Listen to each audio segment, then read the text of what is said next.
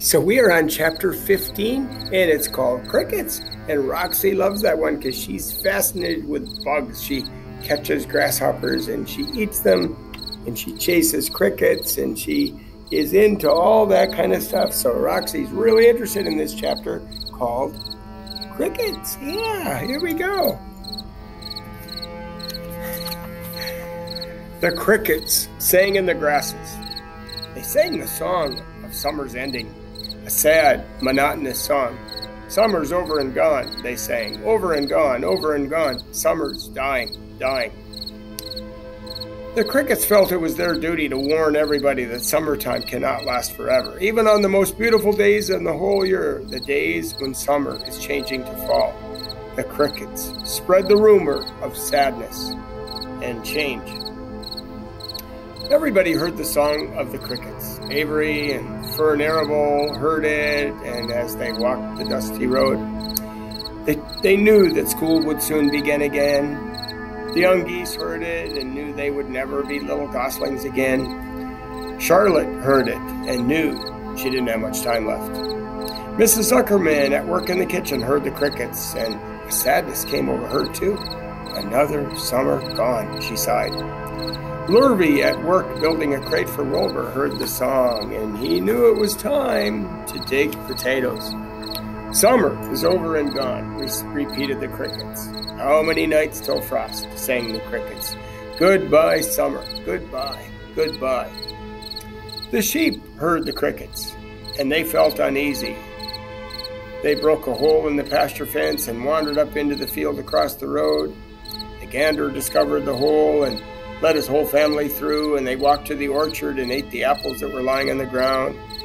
A little maple tree in the swamp heard the cricket song and turned bright red with anxiety. Wilbur was now the center of attraction on the farm. Good food and regular hours were showing results. Wilbur was a pig any man would be proud of. One day, more than 100 people came to stand at his yard and admire him. Charlotte had written the word radiant, and Wilbur looked radiant as he stood in the golden sunlight. Ever since the spider had befriended him, he had done his best to live up to his reputation. When Charlotte's web said some pig, Wilbur had tried hard to look like some pig. And when Charlotte's word said terrific, Wilbur tried to look terrific. And now that the web said radiant, he did everything possible to make himself glow. It was not easy to look radiant, but Wilbur threw himself into it with a will. He would turn his head slightly and blink his long eyelashes, and then he would breathe deeply. And when his audience grew bored, he would spring in the air and do a backflip with a half twist. And at this, the crowd would yell and cheer. How's that for a pig? Mr. Zuckerman would ask, well pleased with himself. That pig is radiant. Some of Wilbur's friends in the barn worried for fear all this attention would go to his head and make him stuck up. But it never did. Wilbur was modest. Fame did not spoil him. He still worried some about the future, as he could hardly believe that a mere spider would be able to save his life. Sometimes at night he would have a bad dream. He would dream that men were coming to get him with knives and guns. But that was only a dream. In the daytime, Wilbur usually felt happy and confident. No pig ever had truer friends, and he realized that friendship is one of the most satisfying things in the world. Even the song of the crickets did not make Wilbur too sad. He knew it was almost time for the county fair, and he was looking forward to the trip. If he could distinguish himself at the fair and maybe win some prize money, he was sure Zuckerman would let him live. Charlotte had worries of her own, but she kept quiet about them. One morning, Wilbur asked her about the fair. You're going with me, aren't you, Charlotte? He said. Well, I don't know, replied Charlotte. The fair comes at a bad time for me. I shall find it inconvenient to leave home even for a few days. Why? Said Wilbur. Oh, I just don't feel like leaving my web. Too much going on around here. Please come with me, begged Wilbur. I need you, Charlotte. I can't stand going to the fair without you. You've just got to come. No, said Charlotte. I believe I better stay home and see if I can get some work done. What kind of work? Egg laying. It's time I make an egg sack and fill it with eggs. I didn't know you could lay eggs, said Wilbur in amazement.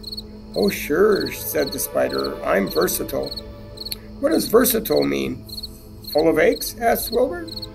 Certainly not, said Wilbur. Versatile means I can turn with ease from one thing to another.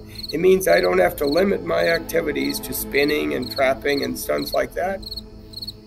Why don't you come with me to the fairgrounds and lay your eggs there, pleaded Wilbur. It would be wonderful fun. Charlotte gave her web a twitch and moodily walked away. I'm afraid not, she said. You don't know the first thing about egg laying, Wilbur. I can't arrange my family duties to suit the management of the county fair. When I get ready to lay eggs, I have to lay eggs, fair or no fair.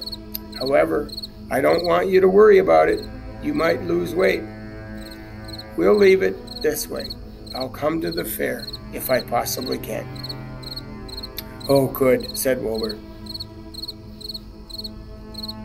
I knew you wouldn't forsake me just when I needed you most. All that day, Wilbur stayed inside, taking life easy in the straw. Charlotte rested and ate a grasshopper, and she knew she couldn't help Wilbur much longer. In a few days, she would have to drop everything and build a beautiful little sack that would hold her eggs. Whoa. That is the end of the chapter called Crickets. The next chapter is called Off to the Fair.